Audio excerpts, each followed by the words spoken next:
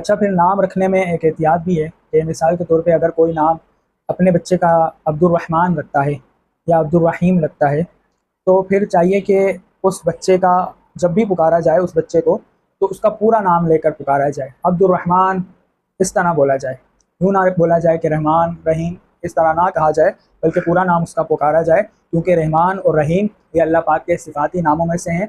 तो जब किसी बंदे का नाम रखा जाएगा तो अब्दुर्रहमान होगा, यानी रहमान का बंदा, अब्दुर्रहीम यानी रहीम का बंदा। तो जब अब्दुर्रहमान या अब्दुर्रहीम ऐसे नाम रखें अपने बच्चों के, तो उसको पूरा नाम पुकार के बुलाया जाए, रहमान रहीम ऐसा करके ना बुलाया जाए, ये मुनासिब नहीं।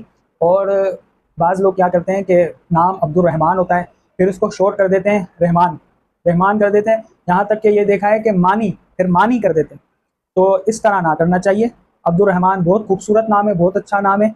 आप बच्चे का नाम अब्दुर्रहमान रखें और उसको जब पुकारें तो पूरा नाम लेकर पुकारें। अब्दुर्रहमान इधर आ जाओ, अब्दुर्रहमान खाना खा लो, जो भी जिस भी तरीका से पुकारना हो, तो बच्चे का पूरा नाम लेकर पुकारा जाए।